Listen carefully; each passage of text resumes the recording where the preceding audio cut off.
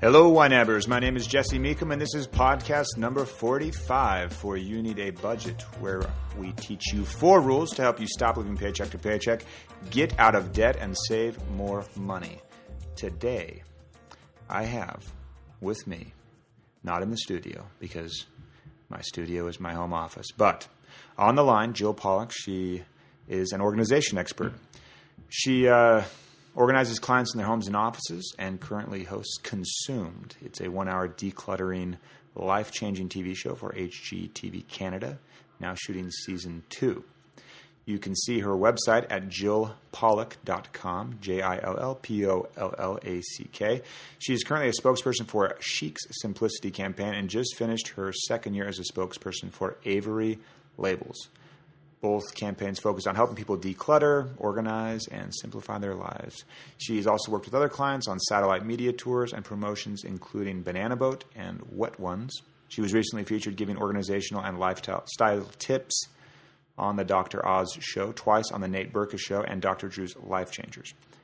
Jill was, just this past few months, featured in the NewYorkTimes.com, Men's Health, Family Circle magazines, and lately in Working Mother and WSJ.com, the Wall Street Journal, Ladies Home Journal, Prime Magazine. She's a regular on Martha Stewart's Sirius XM Radio.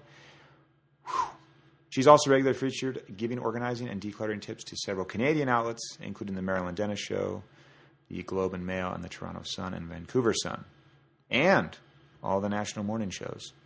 In short, this lady knows what she's talking about when it comes to organizing and decluttering your life. And I thought it would be great to have her on and tell us a little bit about what we can do to find peace with our stuff. So without further ado, here is Jill Pollack. All right, I am on the phone with Jill Pollack. She is an organization expert. Hello, Jill. Thanks for being on the podcast. Hi, thanks for having me. We're excited. This podcast is mainly geared toward people that are very organized with their finances, and that's nice. what I teach. But where you kind of come in and where my expertise falls extremely short is with everything else. So give us just kind of a little background on how you became an organizational expert. Well, actually, I started out my career as a journalist and a TV producer, and I ended my career with the show of the wedding of Trista and Ryan, that she was the Bachelorette. And while that was a fun show, I really felt like I wasn't helping people the way I wanted to be. And also being a bossy TV producer, I figured, I could boss people in their own homes. Yeah. And I had always been really organized. And so, I started with one client and realized, this is something that people need. So when you walk into a home of a new client, are there, or just people listening, are there simple things that people could do just today that would, allow them to simplify or organize? Well, the thing is, people are always saying, oh, how can you tell, or what are the top, indications? Being organized is very much like being fit. We know people, I'm not one of them, who, work out 3 or 4 hours a day. You know what I mean? They're just ripped and fit and have 6 packs, and yeah, that's great. And, I do my best to be as fit as I can, but I'm also realistic with my time and priorities, etc. So I often liken myself to a personal trainer for the home or the office. There's a level of, fitness in your life, of fitness of your stuff that you're comfortable with. And I think we all agree that being fit is a healthy thing to do. And same thing with being organized. So, while one person may color code, their soups, the next person may just have soups in an area. The point of being organized, the point of being fit is living the healthiest life, so that actually you can live the rest of your life and do all the things that you really want to do. I always say that being organized is sort of is the means to an end. It's not the end. You know what I mean? Yeah.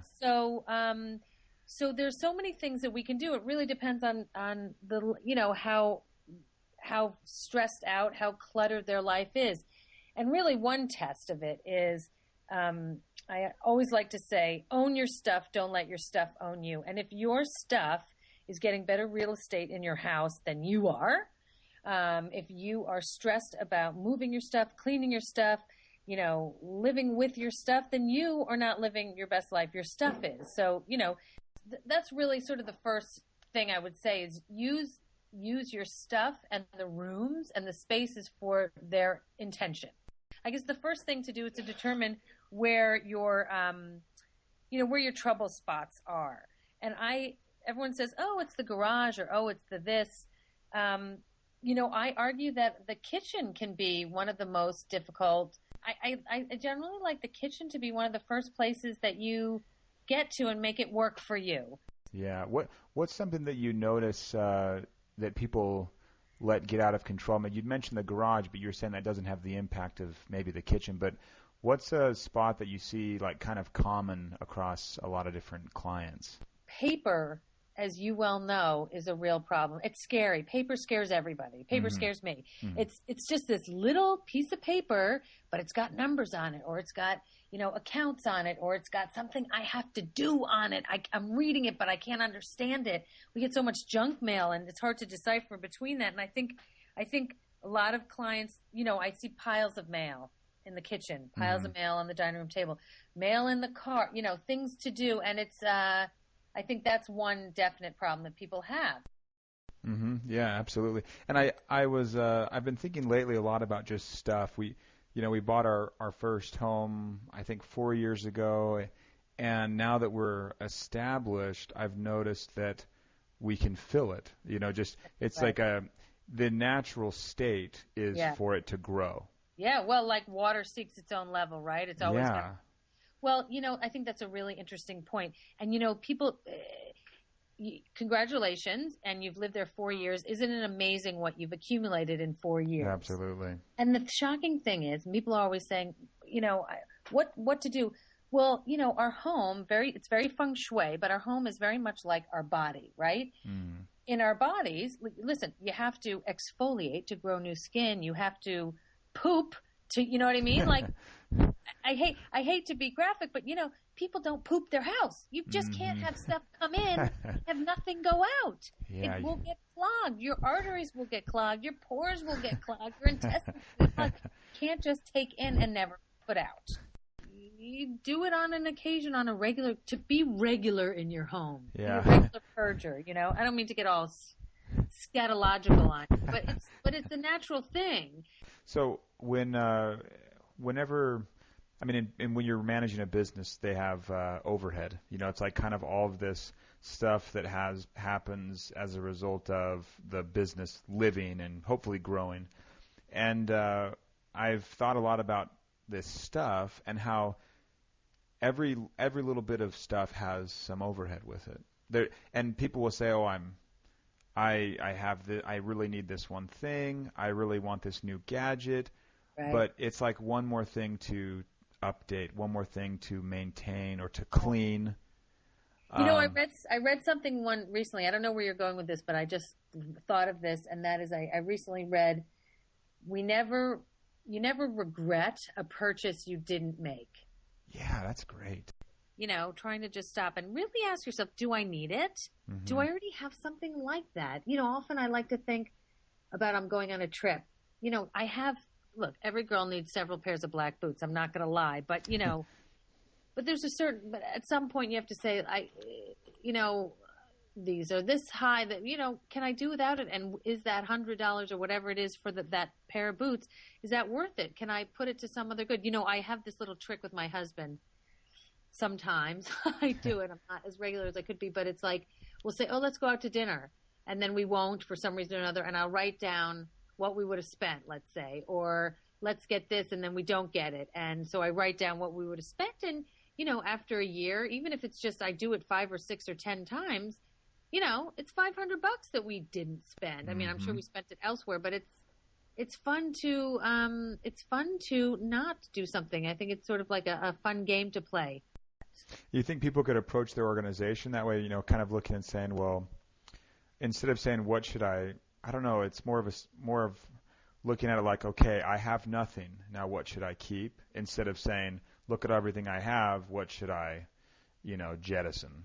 Right. I think that's an interesting way of looking at it. I think, listen, I host a show for HGTV Canada. It's called Consumed, and what we do with these families who are truly overwhelmed with stuff. It's not hoarders, but it's people, like everyday people who things have gotten out of hand. Mm-hmm. There's a divorce or a death or, just a change of life or, just something happens and it gets away from you.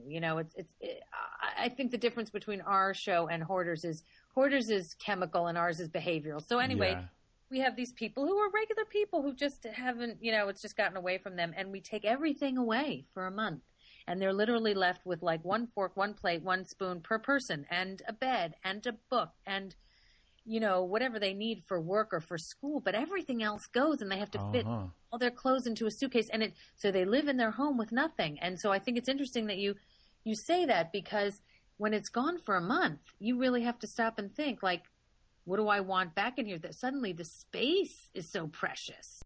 And you think emotionally, these people that you work with on your show, there's got to be some kind of emotional reward there for having that. Oh, yeah. Well, what we do is, so all the stuff is gone for a month, and then they go to a warehouse where it all has been sitting for a month. Cool. And it's interesting, by separating it from their home, you really do put emotional bridge between like the stuff that used to live there and the stuff that you haven't had for a month.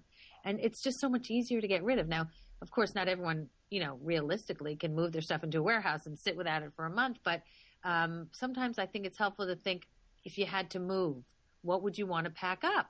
Okay, well, that's good.